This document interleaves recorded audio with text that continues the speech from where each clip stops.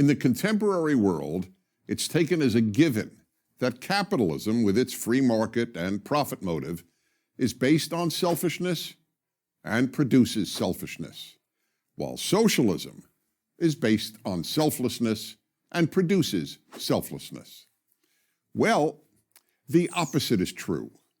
Whatever its intentions, socialism produces far more selfish individuals and a far more selfish society than a free market economy does. And once this widespread selfishness catches on, it is almost impossible to undo it. Here's an illustration. In 2010, the United States President Barack Obama addressed a large audience of college students.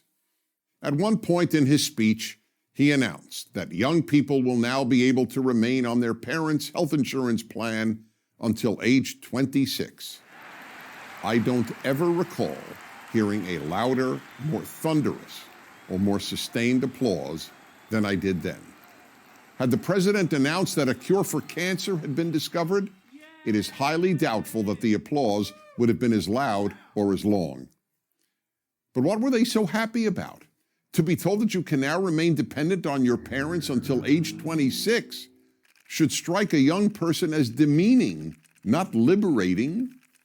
Throughout American history, and for that matter, all of Western history, the great goal of young people was to become a mature adult, beginning with being independent of mom and dad. Socialism and the welfare state destroy this aspiration. In various European countries, and now increasingly in the US, it is becoming common for young people to live with their parents well into their 30s and not infrequently beyond. And why not? In the welfare state, taking care of yourself is no longer a virtue. Why? Because the government will take care of you. Therefore, socialism enables, and as a result produces, people whose preoccupations become more and more self-centered. How many benefits will I receive from the government? Will the government pay for my education? Will the government pay for my health care? What is the youngest age at which I can retire? How much paid vacation time can I get? How many days can I call in sick and still get paid? How many weeks of paid paternity or maternity leave am I entitled to? The list gets longer with every election of a liberal or progressive or left-wing party. And then each entitlement becomes a right. But we're not done.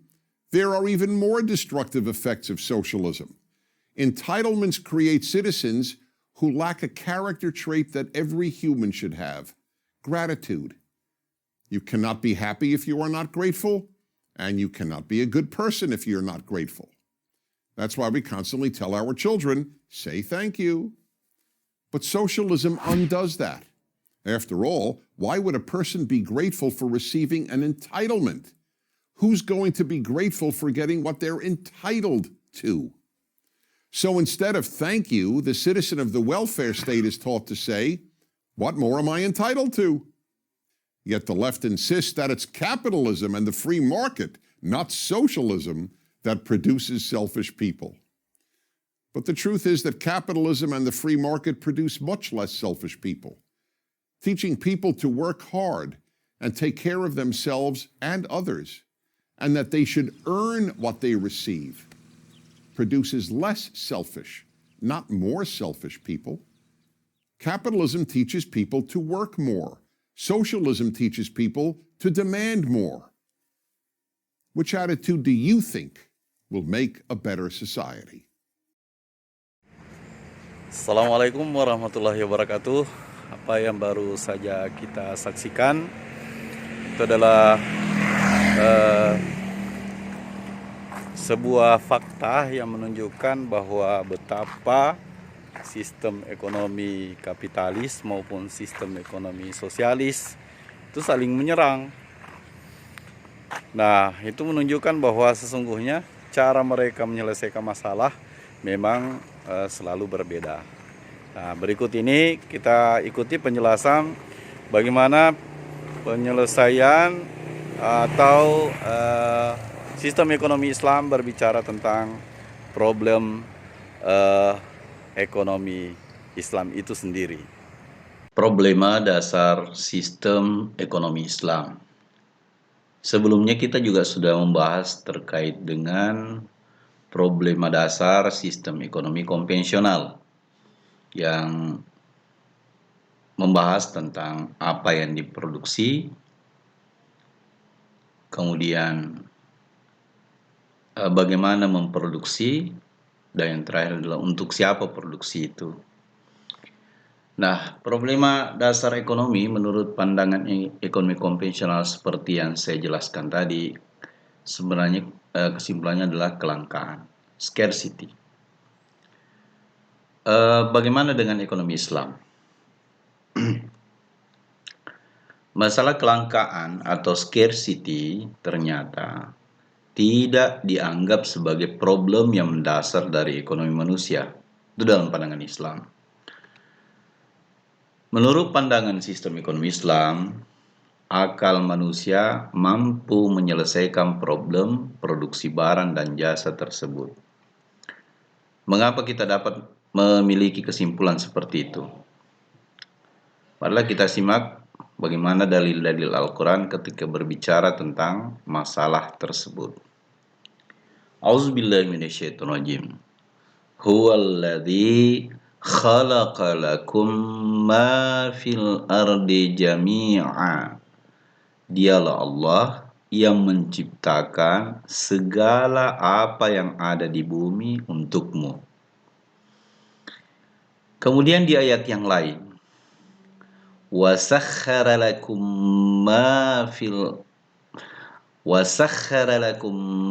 fis samawati wa ma fil ard jami'a minhu. Dan dia menundukkan apa yang ada di langit dan apa yang ada di bumi untukmu semuanya sebagai rahmat darinya. Dua ayat ini menunjukkan keumuman ayatnya. Maksudnya keumuman ayatnya adalah ada kaidah ketika ayat itu bermakna umum dan tidak ada penjelasan khususnya, maka ayat itu pemanfaatan terkait dengan apa yang ada di bumi yang telah diciptakan oleh Allah itu diserahkan sepenuhnya kepada manusia. Artinya, kalau Allah menyampaikan secara umum bahwa Dia telah menciptakan segala apa yang ada di bumi untuk kita, sekaligus Allah juga menundukkan apa yang ada di langit dan bumi untuk kita semua, dan tidak ada penjelasannya seperti apa menanam padi, bagaimana menghasilkan jagung, bagaimana membuat komputer, bagaimana bahan baku, sumber daya dan sebagainya. Sepanjang itu tidak dijelaskan, maka itu menunjukkan bahwa Allah telah menyerahkan kepada manusia atas kemampuannya untuk mengelola tersebut. Kemampuan itu ada dalam akal. Berbeda misalnya ketika Allah menjelaskan tentang ayat misalnya aqimis shalah wa atuz zakah, dirikan salat dan keluarkan zakat. Nah, Allah kemudian menjelaskan bagaimana cara mendirikan salat, bagaimana cara mengeluarkan zakat. Nah, ini bermakna khusus, berbeda dengan ayat yang saya jelaskan tadi sebelumnya. Nah, dari beberapa ayat di atas, kita dapat menyimpulkan bahwa sesungguhnya Allah telah menyiapkan sumber daya alam ini secara melimpah untuk manusia, baik di bumi maupun di langit. Jadi melimpah, bukan terbatas. Tidak ada alasan bagi manusia untuk mengatakan bahwa sumber daya alam ini bersifat langka dan terbatas bagi manusia. Yang perlu dilakukan adalah memanfaatkannya atau memproduksi sumber daya alam tersebut. Nah, cara-cara untuk memanfaatkan sumber daya alam diserahkan pada akal manusia. Oleh karena itu, boleh dikatakan bahwa problem kelangkaan hanyalah problem sampingan, dia adalah sekunder, bukan sesuatu yang utama. Nah, lantas apa yang disebut problem yang mendasar dari ekonomi menurut pandangan ekonomi Islam. Masih ingat mungkin kita pada analogi kelangkaan beras. Bagaimana kalau langka beras menurut teori ekonomi kapitalis? Nah, dia melalui mekanisme pasar dan seterusnya. Ternyata faktanya adalah setelah beras melimpah, ternyata masih banyak orang yang belum bisa memperolehnya. Ternyata juga ada orang yang memperoleh lebih banyak, sementara ada yang lain dapat sedikit. Bahkan ada yang masih belum mendapatkan. Karena itu terkait dengan kemampuan daya beli dan sebagainya. Nah, artinya masalah bukan lagi pada apa yang diproduksi, tapi bagaimana mendistribusikannya. Berarti problem yang mendasar dari ekonomi manusia adalah distribusi, bukan produksi dan bukan konsumsi. Karena kalau produksi itu walaupun tidak dipersoalkan, akal manusia pasti akan bisa menemukannya. Konsumsi juga seperti itu. Nah, yang jadi akar permasalahan adalah distribusi. Nah, pertanyaannya adalah mampukah akal manusia menyelesaikan problem distribusi tersebut?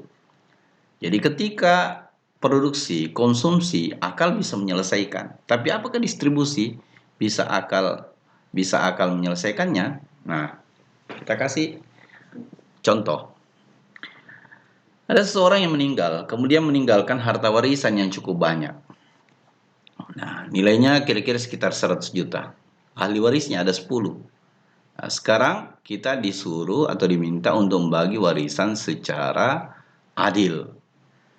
Nah, sekarang apakah manusia bisa mendistribusikan warisan itu secara adil? Ketika kita bermusyawarah dengan para ahli waris, maka setiap ahli waris akan mengusulkan cara yang berbeda, cara yang menurut pendapatnya benar, sehingga kita akan menemukan bahwa setiap orang memiliki konsep yang berbeda tentang keadilan. Apa artinya itu? Ya, itu menunjukkan bahwa ada keterbatasan akal di sini. Karena ternyata definisi adil apapun yang kita lahirkan itu sifatnya pasti subjektif.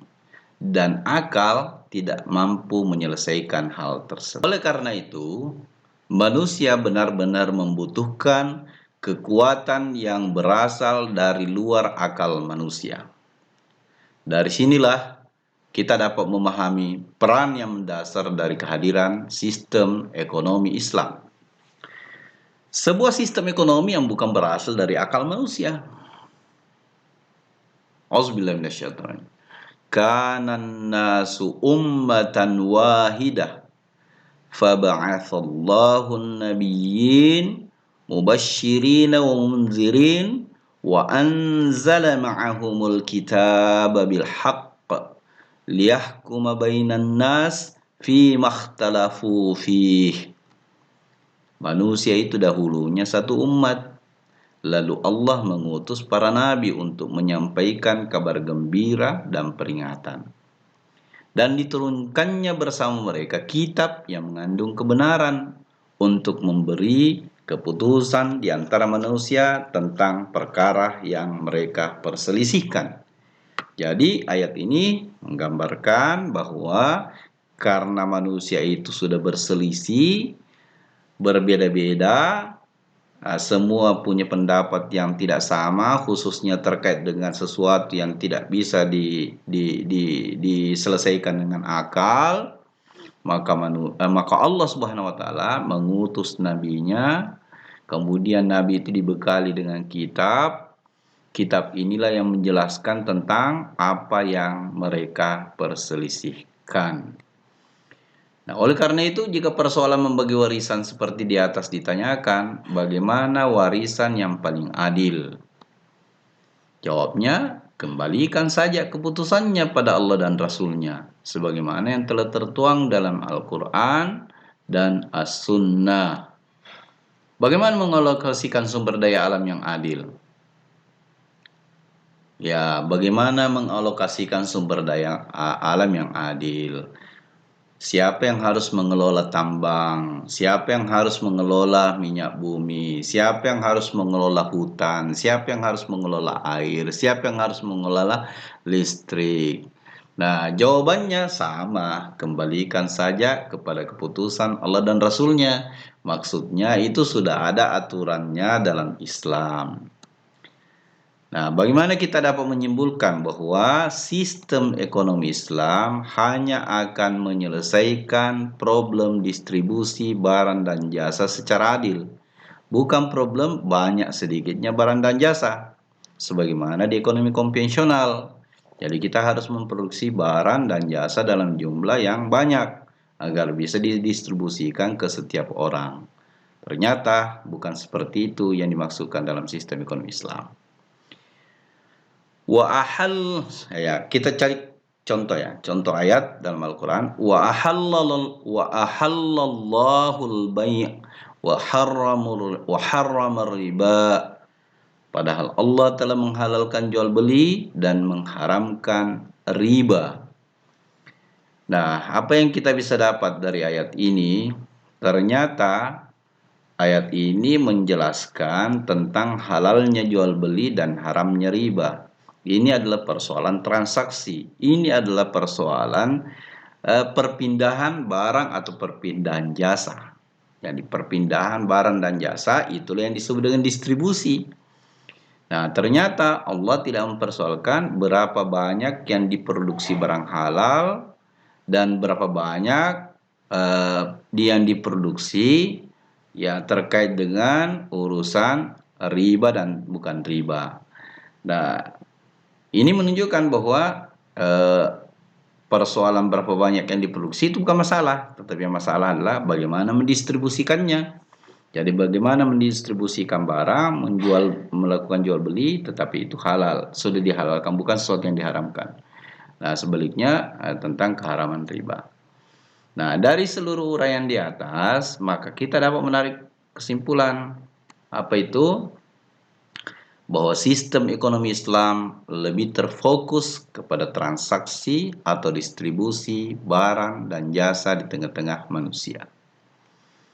Kesimpulan kedua, sistem ekonomi Islam tidak berfokus pada banyak sedikitnya kuantitas, akan tetapi lebih terfokus pada kualitas. Boleh tidaknya memperoleh barang dan jasa tersebut. Nah, sistem ekonomi Islam bersifat wajib dan mengikat terhadap seluruh aktivitas ekonomi manusia, dan Allah Subhanahu wa taala telah menyiapkan siksa bagi manusia yang menyimpang darinya. Mudah-mudahan apa yang kita pelajari ini bisa kita realisasikan di tengah-tengah masyarakat kita, dan kita meyakini bahwa ekonomi yang membahagiakan, sistem ekonomi yang membahagiakan itu adalah sistem ekonomi Islam. Wallahu a'lam bishawab.